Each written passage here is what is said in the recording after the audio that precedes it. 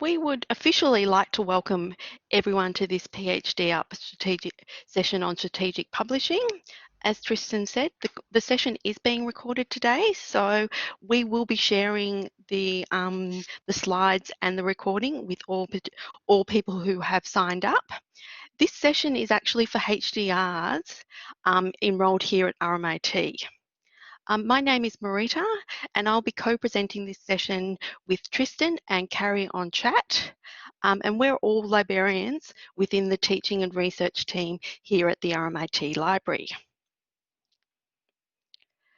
To begin, we would like to, To begin, we'd like to do an acknowledgement of country.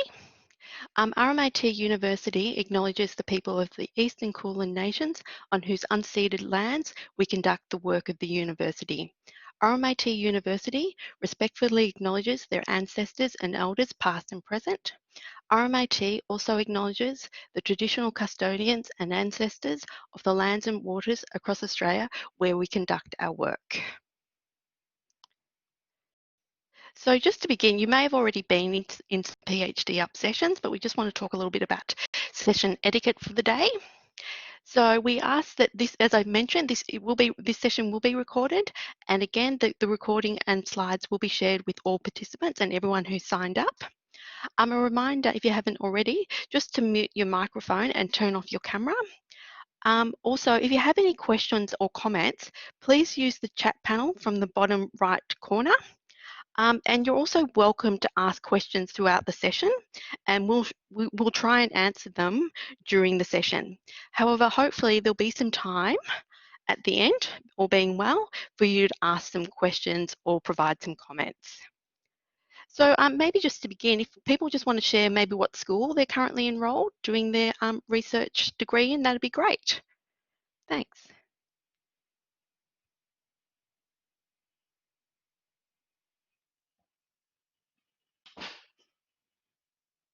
Got someone from media and communication, someone from engineering, PCPM, which business. Is property construction, okay. Project management. Economic finance and marketing, education. So we're getting a real variety of people within different research disciplines then. Yep. Science. Yeah, so quite a range. Yep, great. Thanks. So hopefully what we will be covering today. So the session overview today, so hopefully what we cover will meet everyone's different needs. There's three elements that we, the library, think are worth considering when being strategic about publishing. The first is actually the planning, which includes setting publishing objectives and selecting a publication source. And we will be spending a little bit of time on this today. Also, we'll be talking briefly about publishing issues, which includes obviously open access, writing and responding to reviews. And we'll also be highlighting the importance of promoting and tracking your research, including using researcher profiles. This session is actually based on the Strategic Publishing Guide, and Carrie might share a link to that in the chat, but we'll also provide the link later in the slides as well. And also it's based on a coming soon HDR online module relating to strategic publishing. So, and the link will be provided, the link will be available at the HDR online module shortly. I think it might already be up, Marita. Oh, okay, is it? Yeah, because it was in the draft format. Yeah, so it may be already up. Oh, thanks. Thanks, Carrie. That's great. So hopefully by the end of this session, you'll be able to set your publishing objectives. You'll know how to identify relevant publication sources, and you'll know how to promote and track your research and publications.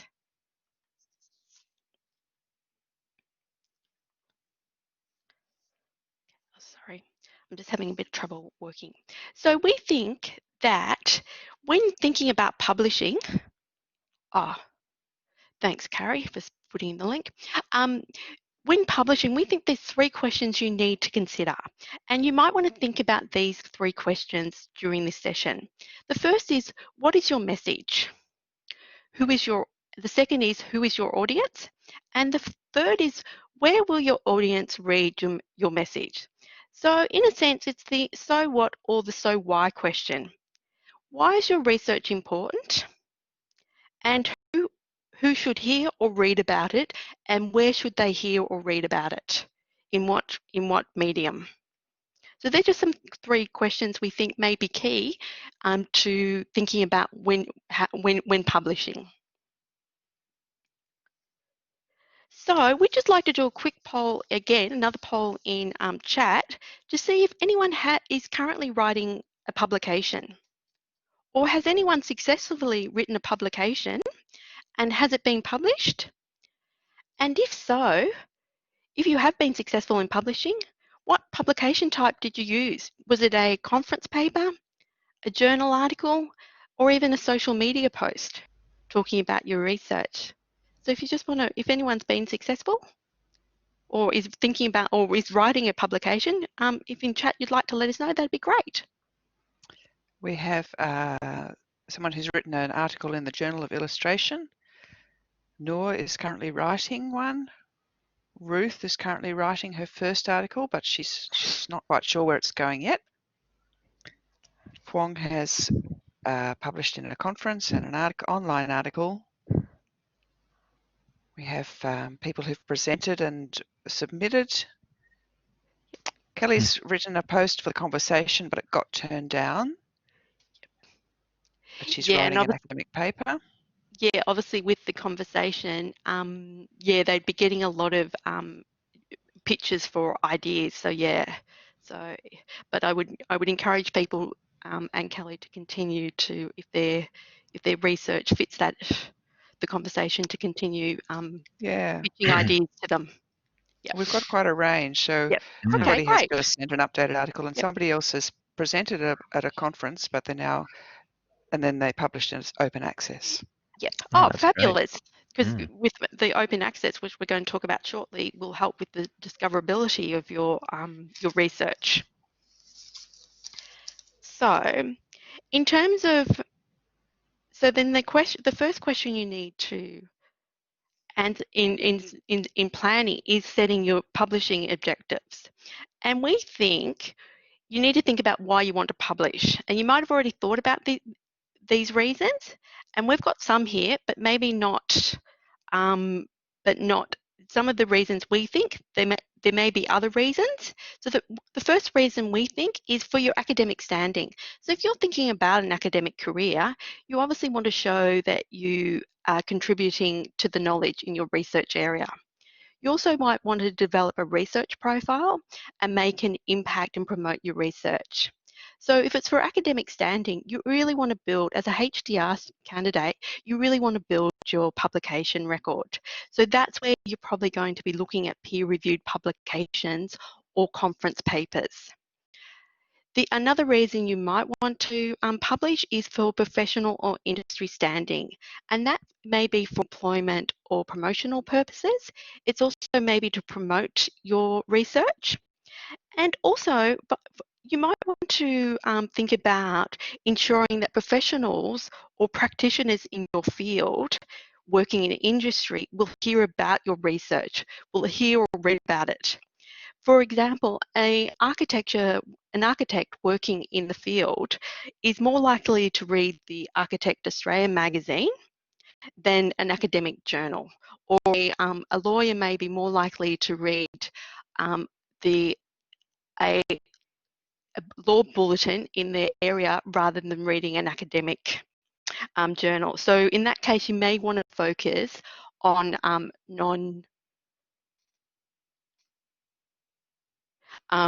to focus on non-peer reviewed journals or magazine, like trade magazine journals. Also, the other reason you might want to publish is for societal impact. So translating your research into social, environmental, or cultural benefit, such as an increase in awareness of change in say, a behaviour or an attitude, or even a change in a policy, a government policy or practice, can occur through writing government policies or also maybe putting in a submission to a government review, or maybe change through news reports or even through a social media post. So you can change have a societal impact through different means, not just through the traditional journal article. So we'd just like to ask a question. Is there any other reasons people have published, given that so many people have published? Is there is there is there any other reasons other than those three that provided you could think of for publishing? Why you might, or why did you consider publishing?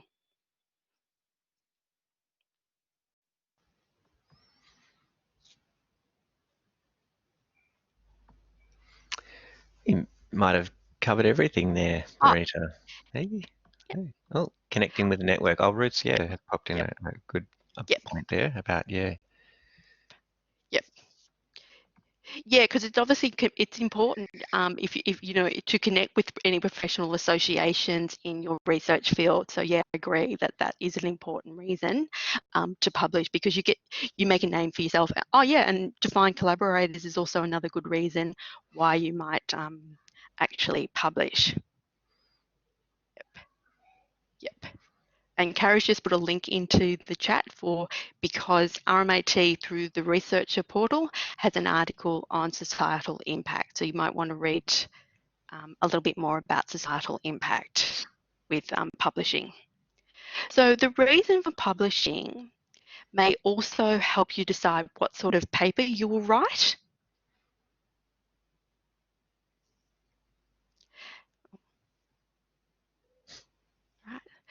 And so the sort of paper you might write as a HDR is you might actually develop a paper from your research undertaken through your thesis, such as you might write about your research findings, you might do a paper on your literature review, or you might even write about a methodology that you're using within your research.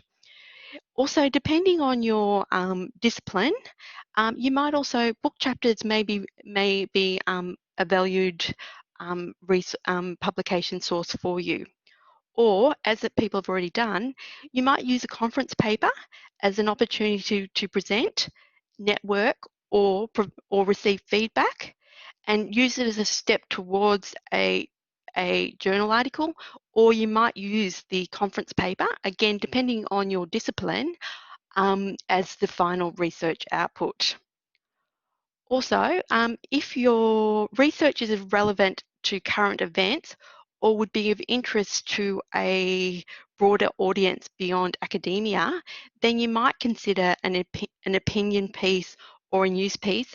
And like, the conversation is a great place to start to pitch an idea, because with the conversation, it's licensed under Creative Commons, so that the Age and the ABC will pick up articles from the conversation. So yeah, I would encourage people to use other mediums beyond the traditional academic sources. So once you know what sort of paper you're going to write, the next step is actually selecting a publication source. So I think Tristan's going to start speaking Yeah, now. Thanks. yeah, I will. Thanks, Marita. Okay, so well, with planning and selecting a publication source, it's good to consider what publication type is going to be most appropriate for your research. And Marita just outlined a couple of publication sources you might consider, and it may depend entirely on your discipline and what is considered the more appropriate source in your discipline. It could be quite varied. Might be book chapters or articles in the news media, like the conversation, and you probably need to justify and explain why you've decided you've selected to publish in a particular area. We considered that there's three concepts that you might want to look at when deciding which publication would be the best method to communicate your research. And there's a bit of overlap between these three: the relevance, quality, and discoverability. I'll talk a little bit about relevance now.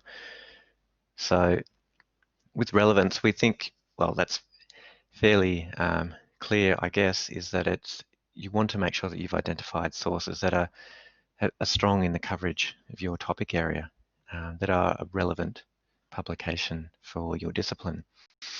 And some of the methods that you might use for identifying some of those include, I think in the first instance, is having a chat with your supervisor and colleagues and other researchers in your area and talking about what they consider the main or the best publication sources and outlets for your research.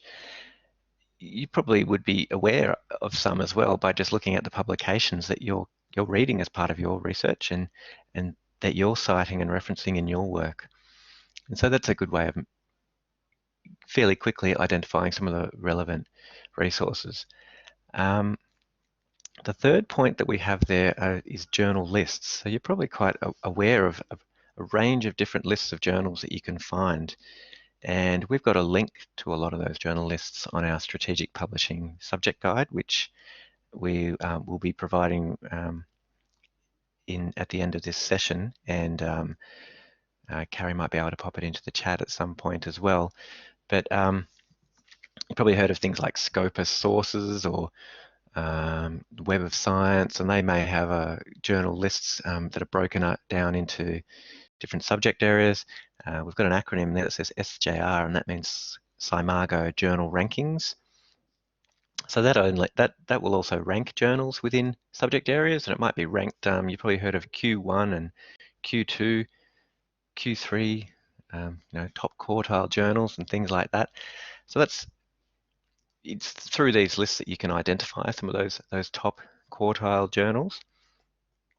And the other one we've got there is ERA, the ERA list as well, the Excellence in Research for Australia list. And that would be a list of journals that they'd be scholarly peer-reviewed journals that have probably published original research. And so that's a way of being able to find some relevant journals.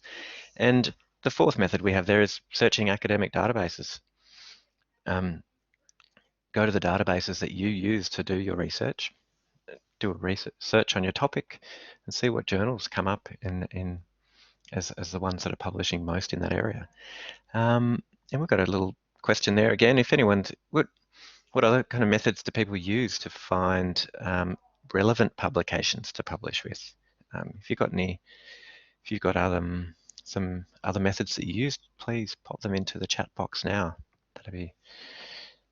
That would be great. It'd be great to hear from actual researchers about what you would use. But otherwise, I might move on to the next one, which is talking a bit about quality journals. I have one comment. Consider some of the platforms you're already reading. Yeah, that's good. That's a good point. Check your weekly newsletters. Hey, actually, that's a really good idea as well.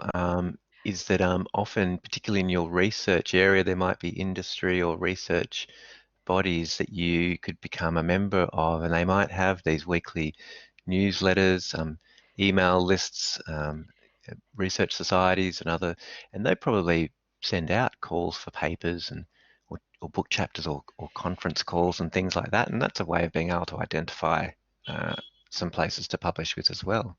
So and yeah, that's a great Tristan, comment. another one is actually if you set up any research alerts, email Yes. alerts so staying current with your research. If you receive those alerts, you'd also find publications that way as well. Yeah, that's a good point. Okay, let's quickly move on to some ways to talk about quality, and there's a bit of an overlap between relevance and quality as well. So journals that are on the ERA 2018 list of journals have met some basic requirements of quality. So they would, if a journal that you've identified is on that list, then you can be sure that it would be of a good enough quality to publish with, according to the Australian Research Council and RMIT and other universities. When searching academic journals, searching academic databases, you can you can set limits on the searches to make sure that the search results are in peer-reviewed articles, so you can double check that your journal is peer-reviewed. As I mentioned before, those journal lists often break up this, not only show you lists of journals in subject areas, but they break it up into those top quartiles, so you can get an idea about some of the ranking information, and they often provide other citation metrics which can be used to give you an indication of the quality of the publication. But I think particularly as research students, I think maybe the focus would be primarily on finding relevant journals and then meeting some of the basic quality measures that we've listed earlier in this slide, like the era and peer-reviewed, before trying to aim for a top quartile journal. The fourth point is about the publisher, and they might be a member of a professional or academic association, so that gives it some measure of quality. And it may be a well-known journal in your area of research, and it may be highly regarded already in the research discipline. And the last one we have here about is discoverability, and what we mean by that is, how will people find your work? Sure, you might be able to publish in a really relevant and high-quality journal, but is it going to be published and just discoverable in an area that someone's going to find it? So some of the methods you can do to ensure discoverability is undertake a search in the academic databases that you and other researchers in your field would be using. So if everyone in your field uses Scopus, have a search in the Scopus database to see that your journal is discoverable there. There's an index called Ulrichs, which will list a whole lot of journals, and you can find a lot of information out about journals through Ulrichs, and that will tell you things like how often it's published and who publishes it and if it's peer-reviewed, but it also will tell you which databases index that journal. And the third point we have there is about open access, and we saw a comment earlier that someone had published their journal, had published an article open access, and there's a couple of ways of doing that. So you could publish in an open access journal, and that means it's going to be freely available to anyone who's got an internet connection, and the article will be included in institutional repositories like the RMIT research repository, and it'll be discoverable in platforms like Google Scholar and other open access repositories. So it makes it a lot easier to find. And there's another option, is to make a version of a paper open access. So even if you publish an article in a journal that's behind a paywall, or it's a commercial journal, then you can make a version of it open access. That's the pre-published version that we of the accepted manuscript. And there's often an embargo period around that, but it's something that you can negotiate with a publisher, and we can provide some advice on at the library. After, say, 6 to 12 months after publication, you might be able to make a version of it freely available. It probably won't have things like the issue number or page numbers or some of the other branding that might be there, but it will be available through the research repository and therefore discoverable through platforms like Google Scholar. So that could also increase the number of citations you might receive as well if it's made available open access. Now we just have one little activity here. On the slides you can probably see I've got 3 different types of publications listed. The one on the left is called Immunity. It's a top quartile journal. It's got a high H index. You can see it's ranked number 2 there in its subject area. And we're just wondering, in what circumstances might you consider writing for the following publications? You as a research student, why you might aim to publish in a Q1 journal. Be interested to get any answers there. Marita might have a couple of thoughts on this too.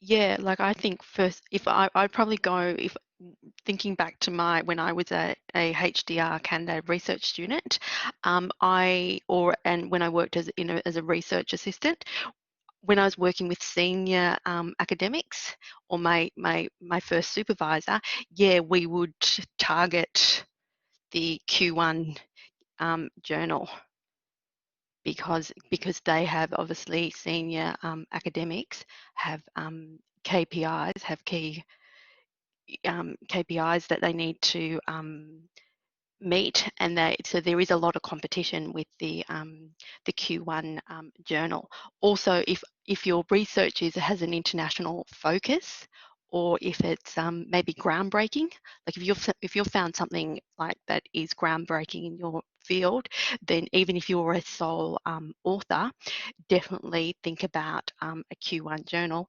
But just remember that there will be a lot of competition because you're not just competing, you're competing with every academic throughout the world for for a Q1. So the experience of publishing in a Q1, particularly if it's your first time, it may take some time and it may not be successful. Yeah. Tristan or Marita, is it worth just explaining or answering whether this SkyMargo journal index, is that field weighted? It's I'm not quite. It takes its data from Scopus, but I'm not quite sure if the data that is actually the field weighted data that they take, because there are so Okay. many different metrics that you can have. Yeah. But it will match if you go into Scopus and look for the immunity journal, it will have the same data. Mm-hmm. Like it will be the same data, but I'm not quite sure what the if it's actually the field weighted without checking it. I'd have to check Scopus to see which metrics they use for the Yeah. Q1. Okay. Yeah, Yeah. and SkyMargo is slightly different. It also uses a few other metrics to come up with its own indicator. So a Q1 journal, there might be slightly different rankings between Scopus and SkyMargo. They also, I think it gets information from the prestige of journals that cite that journal as well. So it kind of, I don't know. Yeah. Okay. It's a more complicated. Yeah. So Tristan, we have a question here about can we show how to filter the journal with rankings like that? So because at the moment we're just on our slide, so we will maybe at the end we can go Yep. out to so yeah, we'll show that at the end because we'll need to stop sharing our slides and share the whole Yep. screen. Yep. So, We will answer that yep. question for No you worries. at the end. Thanks. Yeah. So the one in the middle we've got is it's called the Journal of the Australian Library and Information Association, and I'm not suggesting that anyone in here, aside from maybe the three of us presenting today, would be remotely interested in writing an article for this journal. But just thinking, as an HDR student, why you might, maybe aim to publish in a journal like this. So it's a Q3, so it's not, highly ranked, but it's still, it's a quality journal. And just thinking about what might be the reasons one might publish in a journal like that. If you've got any thoughts, that'd be great. Otherwise, we can probably talk to it as well. Well, I'm guessing that. Well, just thinking about this, or another third quartile journal, is that you might be looking at places to publish and realize that maybe the journal that you've identified as the most relevant to publish your research with happens to be ranked in the second half of those rankings of the journals, and so you still may want to publish with them because it's going to be the most relevant to publish your research. It could be the rankings aren't the first thing you would want to look at, I think, because they're often quite broad in the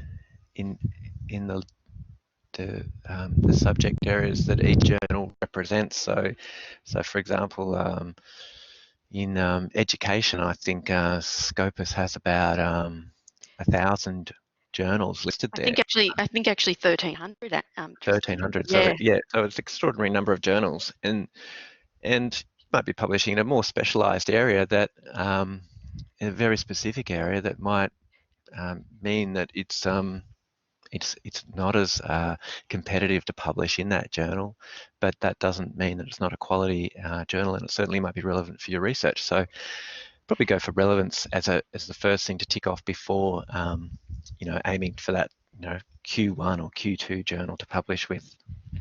And in this example that we've got here, Tristan, with the library journal, in actual the subject that it's actually ranked in isn't actually a library studies subject area.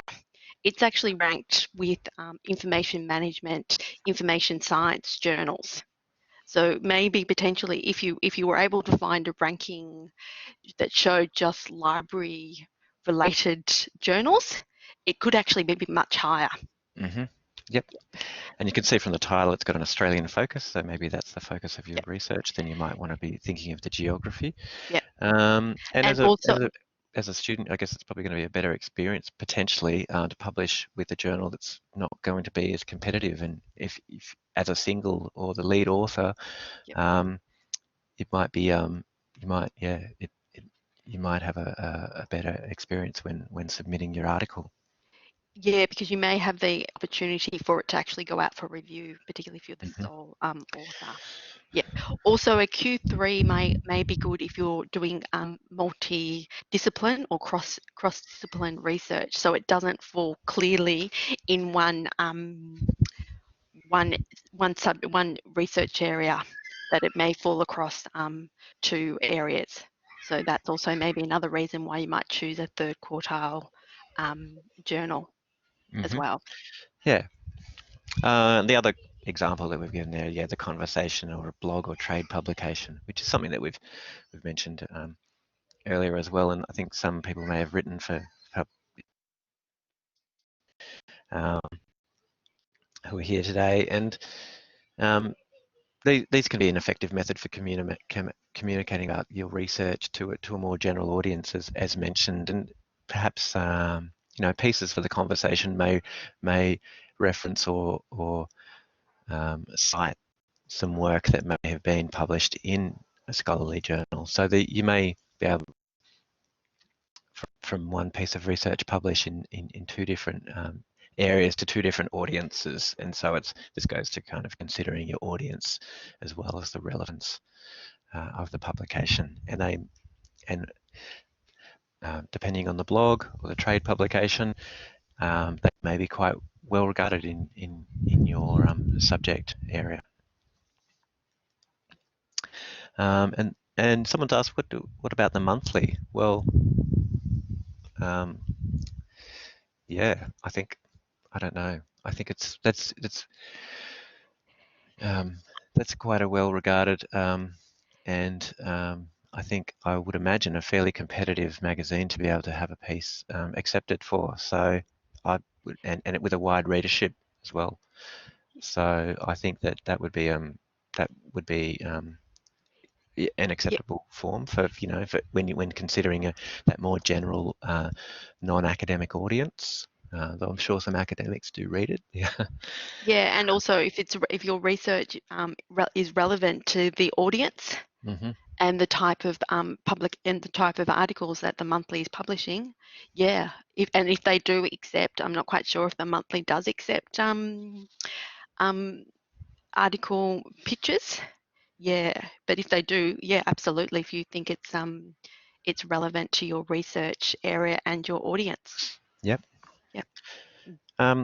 Okay, just going to talk a little bit about submitting a journal article. So you've got, we're kind of just going to talk a little bit about peer-reviewed journal articles, which may not be of relevance or be the focus of everybody here today. So sorry about that. I'll probably try to talk to this fairly quickly. But if you are intending to write a journal article, it's probably a good idea to share it with your supervisor or peers before submitting it. If you are unsure about the journal, if you've got a couple in mind, it may be worthwhile contacting the editors and sending an abstract or a brief description of the research article that you intend to submit, just to find out if that's suitable for that journal. It's worth having a look at the journal and getting a few papers and looking at the types of articles that they do publish, and checking the journal guidelines and expectations, and reading the papers to see their length and the structure and the writing and referencing styles to make sure that it's the kind of paper and in the kind of style that you intend to write. If you've got 2 or 3 journals in mind to submit to, one way of being able to work out which you might want to send an article to first is to look at this, to see what kinds of articles and how they're written, so that you can be sure that it's hopefully going to at least go out for review. And then once you do submit, well, you've got to wait and wait and wait and wait. Hopefully not too long, but probably around the average time is about 3.5 months, apparently. So it's worth checking the journal for the expected response time for it to go out to review. Give another 2 weeks before tactfully emailing the editor if you haven't heard back after a few months. I guess any journal, maybe particularly an open access one, that promises to be able to review your article and publish it within an unrealistic time frame, like a week or 2 weeks, then you would probably not want to submit to that journal, because they're unlikely to be meeting the quality indicators that you would like them to. And while you're waiting, don't send a version of that paper to another journal until you've had a response from the first journal, because you won't be able to publish it with the second one if it does get accepted for the first. And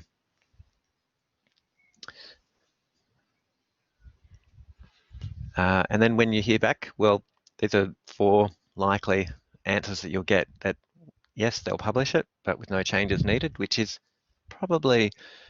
wonderful, but probably doesn't happen all that often. The second one is that they will publish it, probably with some minor changes that they've suggested. The third one is that maybe they'll publish it. Well, it's a bit of a maybe, but a no in the first instance, and that's that they won't publish it in its current form, and the reviewers have come back with some major changes that they've suggested. If some major changes are made and you resubmit for review, then they might publish it. And the fourth one is a very sad face there, that they won't publish that under any circumstances, and that could be maybe it's been sent to, it's not really the right kind of article for that, or right kind of research for that article. It may not be relevant. It may not be, they've looked at it and as Marita mentioned earlier, it's that so what question, it may not be original research that's that interesting to them, or that relevant or groundbreaking. Yeah, Marita, did you have any thoughts on Yeah, these? and that's probably one of the, it's probably a little bit like your these decisions are going to probably be a bit like your thesis examination. Yeah, in terms of the why people may reject your paper is often the you've selected the wrong journal, or it is the so what. So why is your research important, and will it be important to the audience that the editors and the editorial board are trying to target and focus on? And so that's why it's really important to read the aims and the guidelines of the journals, and also make sure you've got something interesting to say about your research or your paper in your paper. Yeah. Yep, and also, and sometimes it's about even just having a really snazzy title. Yeah. Think about your title, think about your abstract, and make it appealing. Yeah. But it is Heard hard that, when yeah. you're trying to go from writing a thesis, particularly if you're writing that traditional thesis, to writing for a publication. There is a change in writing style needed. Yep. Okay, and so yeah, if the paper's rejected, and it happens to everybody at some point, and you've got a few choices. Well, you could submit it to another journal. That might be an option if the journal that rejected it originally is mentioned that it wasn't really relevant for that particular journal. You might find another one that's more relevant for.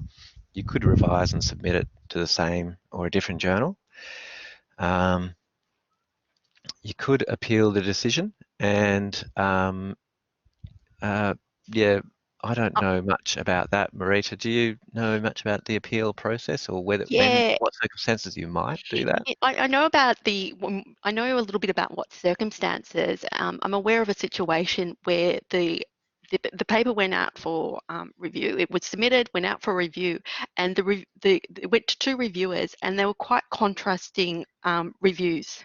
One was quite positive about the paper with some minor changes, and the other review was quite negative, and it said this paper should not be published in its current form.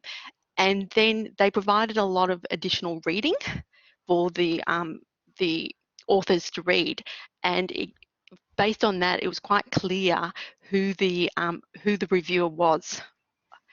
So the authors went back to the editor and said, given that there's such an extreme two extreme reviews, and in one case when the reviewer has been identified, could it go out for a third review? And so it did. Yeah, but it's not a decision you would take lightly, and I wouldn't suggest that you do it if you're the sole author. It would be something you would consider speaking to your supervisor about, or if you've got co-authors to speak to your co-authors about. And Yeah, if you do it, you need to be very tactful about how you write how you respond to the editor. yeah. Sounds like the Yeah, kind of thing, yeah, you would want to do in consultation with some other yeah, experienced yeah. researchers to get their idea on it. Yeah, Yeah, it wouldn't be that just because it got rejected, I want to appeal the decision. Like yeah, yeah, it was thought long and hard about yeah, doing it. yeah, Yep. And one of the reasons was we could identify the reviewer. yeah. Yep. And the last thing there is you might just abandon it, and that might be because, well, perhaps that peer review process originally took quite a long time, and your research has probably moved on to another focus now, or perhaps the data that you're working on is probably a bit out of date, and so sending it on to another journal or resubmitting it might not be an option because it may not be groundbreaking or new or current. So yes, you might want to abandon it. And that's perfectly fine. So just quickly talking about once you have published, some methods to promote and track your research. I don't know if many people are using social media here, but there's I think there's good can come from using as an academic or writing a blog to promote your research. You can blog and post about your research articles or other research you've undertaken or other pieces you've written. It's also an opportunity to create, be part of a network, connect with other researchers, potentially find research collaborators for those. On this slide, we've got some, you can see we've provided some links within this slide, and then we'll share the slides with you so you can get, follow up on any of these that you're interested in. And so we've provided an article about, social media for academia. That's quite useful. It outlines a few different platforms and why you might want to use them and what they're good for. The second point there is researcher profiles. Some of you may have heard of things like Google Scholar profiles or Scopus profiles or ORCID IDs. ORCID are particularly useful, well, they're for all researchers really, and every researcher, including research students, is strongly encouraged to create and start populating their ORCID profiles with information, and you can put information there like your research interests and activities and achievements. You can put a list of your publications there. ORCID's good because you have control over it, unlike those other researcher profiles, and none of those other researcher profiles give a comprehensive overview of all your research outputs. or activities, whereas ORCID can, because you can control it, and you can put links to those other profiles on there if you have them. So if you're going to have any researcher profile, I'd suggest ORCID would be the one to have. In fact, when you submit an article for publication, the journal may ask you for your ORCID profile, and so you may need to set one up if you want to publish. So it's definitely worth setting up now, and the library can provide a lot of advice and assistance with them. And I can see that Carrie has put a link there to our researcher profile guide. So thanks for that, Carrie. That's excellent. And the last one is alt metrics, something you may have heard about, metrics and citations and things like that. And if you published a journal article, then you can often wait quite a long time to get citations, and you may not get many citations depending on your discipline. But there's other ways of being able to track how your research is being shared or cited in other ways, and that's through alt metrics. Often maybe through social media shares, so that also links back to creating a Twitter profile and posting about your work, so other people can share it and maybe retweet it. But you can see how your research may have influenced areas outside of academia. So you can see where it may, say, an article or a paper you may have written might be cited in a policy paper, for example, or if you've written for the conversation or something like that, you can see which news outlet have mentioned it or published it. So, for example, with the conversation, you may publish with them, but they also their material can be shared and republished elsewhere. So by The Age or the New York Times or the BBC or somewhere like that. So that's worth looking at.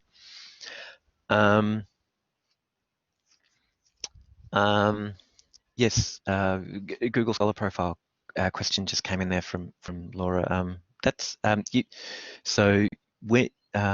So when setting up a Google Scholar Profile, first thing to do is probably set it up with a personal Gmail account if you have it. And then when you do that, you'll be prompted to do a search on your name, I think it is, and a whole lot of papers come up in Google Scholar, and you can tick the ones there that are yours, and they'll be added to your Google Scholar profile. And I think it automatically adds them to your profile afterwards. What I would suggest is every now and then popping in and having a look at your profile and see which papers have been attributed to you, because it's not perfect. So sometimes either papers that you haven't written or works you haven't written have been added to your profile, and that kind of skews your metrics and gives a wrong indication of what research you have written and what you haven't. It's also worth doing a search on yourself on any papers or works that should be in Google Scholar that maybe haven't been listed on your Google Scholar profile, and you can add them there.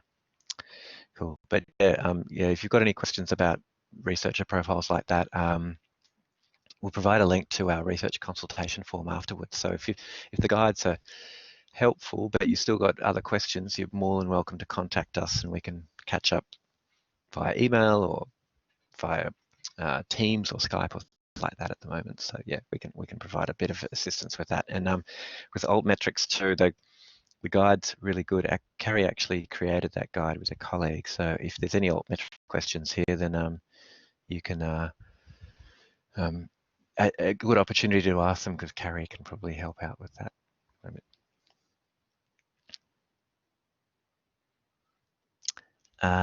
Great, thanks, Carrie. So yeah, just okay. That's yeah. So yeah, it should be set up. You can have it set up to apply it automatically afterwards.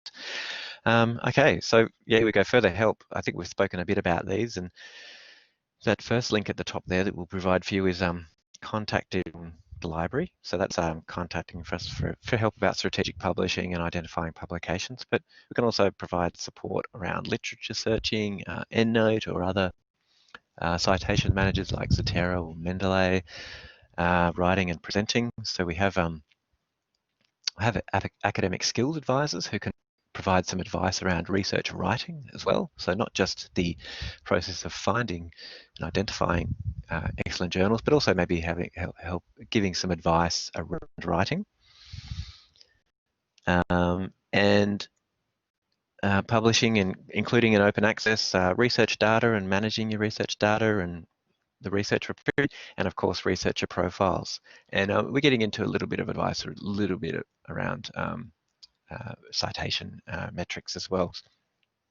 As Marita mentioned earlier, we've got a library research skills for HDR candidates online module coming soon around strategic publishing, and we have a very comprehensive strategic publishing library guide which goes into more detail on other aspects of research writing, for example, conference papers or book chapters, or non-traditional areas like, or less scholarly areas like the conversation. And there's also links to two online writing guides there. The School of Graduate Research has a Canvas course and about writing with authority, and there's some online modules for as part of the RMIT Graduate Research and Know-How suite of online modules, including one on the academic writing styles. So that's well worth looking at. So we've got some, I think we were going to show Margot. Should we maybe just see if there's any questions now, and we'll pop in a quick survey. We'd really love it if you're able to take a moment just to complete the survey for today, and to suggest any other topics that you'd like the library to cover as part of the PhD Up program. And we'll answer any questions we can. And then for those who are interested, we can do a quick live demo of SkyMargo and looking at those journal rankings there. Also, Tristan, earlier in the session, we had a question about if you've not heard about a journal, it may be best to check if it's a predatory journal, or if it's on a predatory journal list. Yeah. Also, another option is actually, even if you haven't heard of the journal, is to actually just check some of the tools for quality journals such as SciMargo to see if it's listed, and also checking Ulrich's as well as a directory to see, and also check who's been publishing in it, because as you get further in your research, you'll start to know the researchers in your field.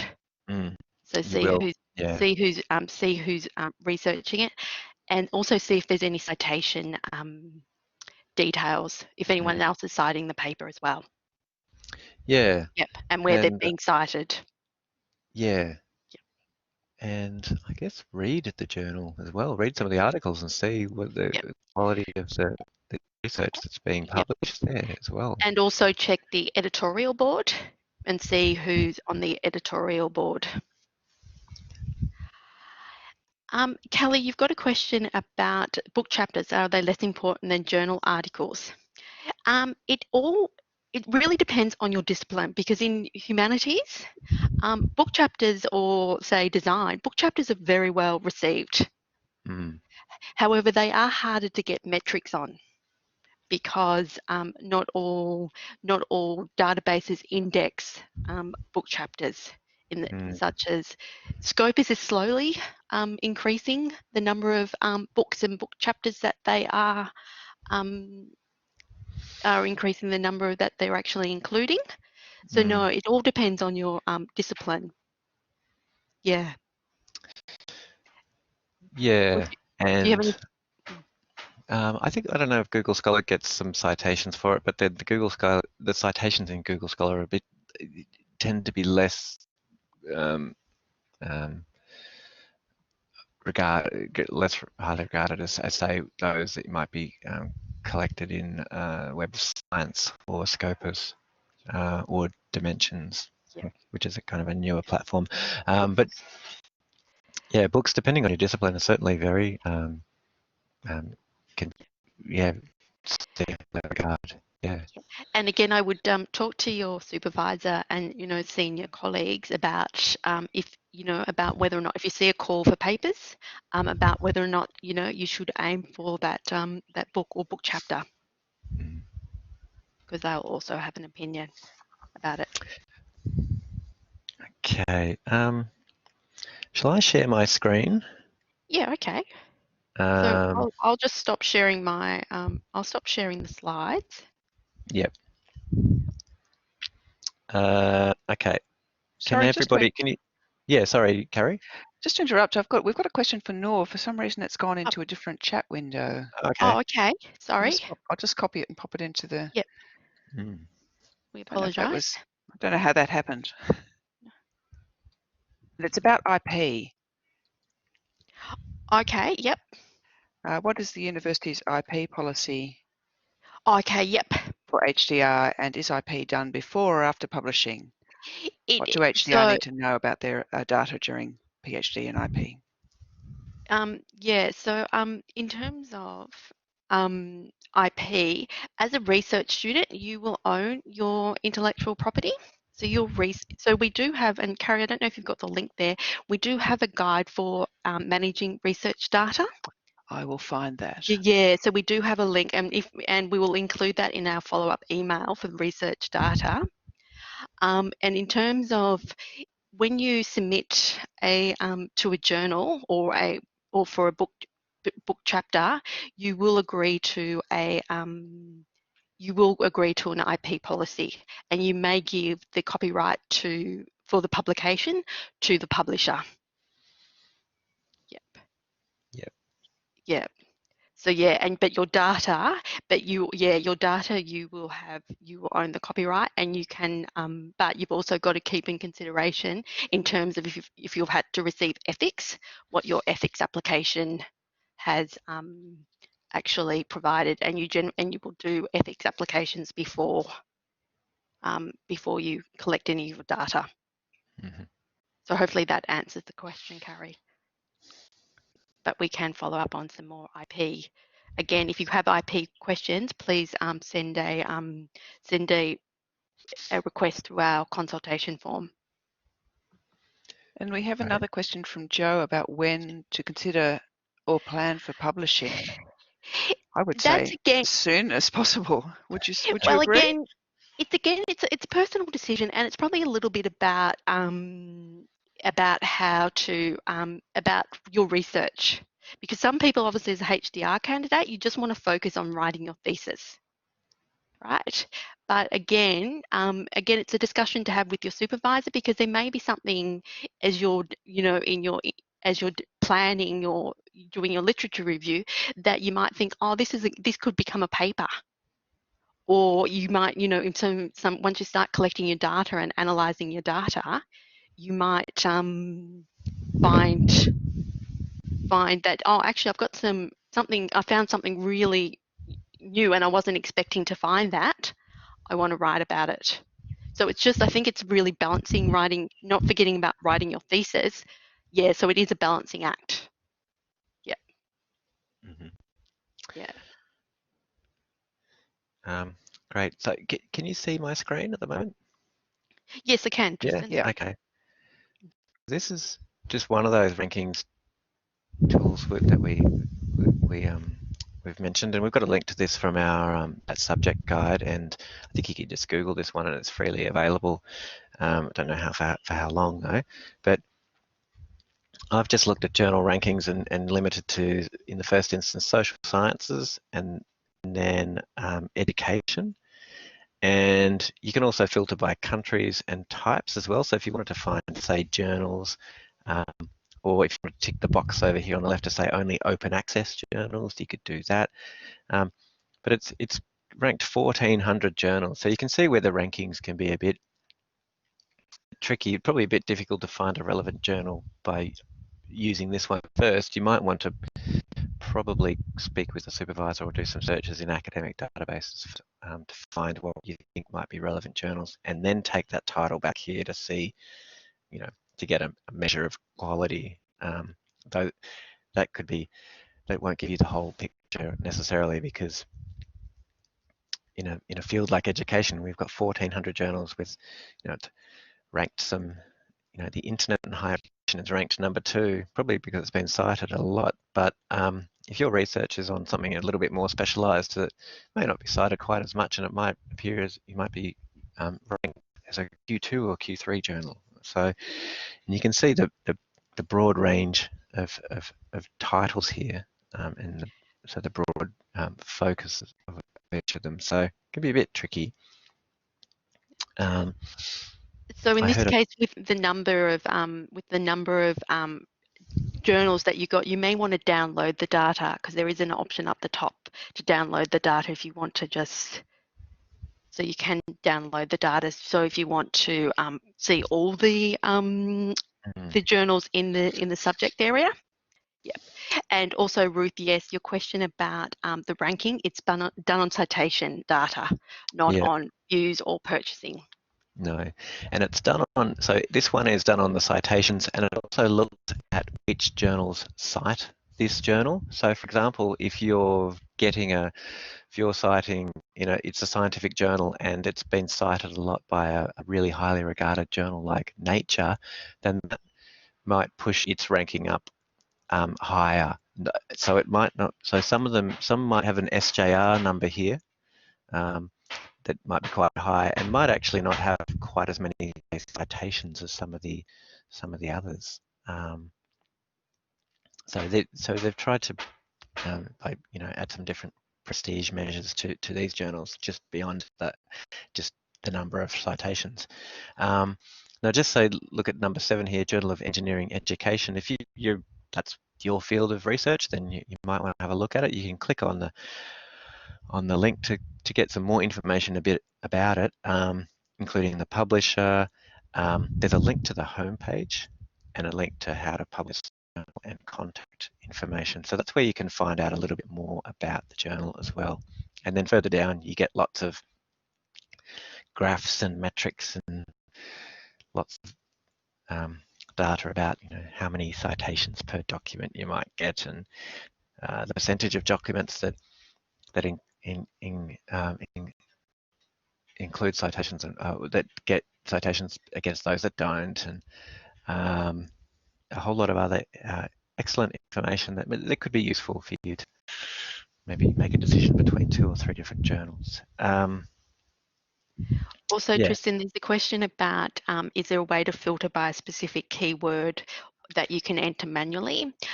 Not with SciMargo. You can obviously do it based on a journal, the title of the journal, but you can't actually do a search by a keyword. Yeah, it's a bit So in tricky. that case, you might want to change. You want to use, say, scope as source. You might want to use a different tool to do that. Yeah, because the tools that are listed can do that. Yep. So we're just doing a search based on this climate change will appear in the title of the journal. It's really only searching the title. So if I wanted to find journals with climate change in the title, I could do that, but it probably wouldn't give the full story, because I probably want to look at other things related to the environment or anything like that. So I know that the Journal of Cleaner Production is not the most descriptive of titles, but but this could be interesting if you're looking at packaging and renewable energy and waste and things like that, or reducing waste. It doesn't come up anywhere in any of these subject keywords or in the title, so it probably wouldn't come up if you searched on those topics. So it's probably go with the databases or colleagues option of finding relevant journals before looking to lists like this one. Yeah. And also, Ruth, if you can't get access to a journal, it's probably because it's under a subscription, so it's probably best to use library search to see if the library has a subscription to the journal to actually read the articles as well.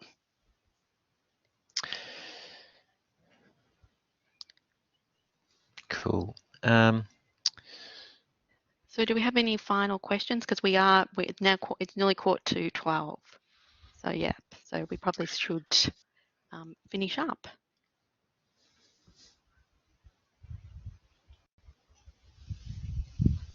Great. Okay. Thanks Thanks. everybody. Sorry for the screaming child at one point earlier in Yeah. There's just one final question, Tristan. Yeah. No, the general practice is that you will submit to the journal.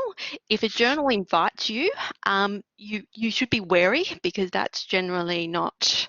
They might send out a call for papers in a special issue, but no, you should target the journal. The journal shouldn't target you. Yeah, I know that So some maybe professors or associate professors may be contacted directly by journals, particularly newer publications who probably want them to write for them yeah, uh, and target them, and that might be a bit less um, uh, worrisome. But even they would want to do some investigation on that journal to find out who publishes it and what kinds of articles and what their motives are. So if you are invited to write yeah. for a journal, it'd be Yeah, I would check the editorial board. I would do a yeah, lot of check that. investigating in before I go forward in Yeah. submitting. And if you've got specific examples, or if you ever are contacted, the library can provide some kind of broad advice. We wouldn't tell you to publish with them or not, but we might be able to give you just a few points to consider about them, and we could look at some of these things like Ulrichs and some other esteem measures to see if they tick those boxes. Someone said, if a journal targets you, run away. Yeah. You know what? That might just be the best option. Yeah, that's one option. Yeah.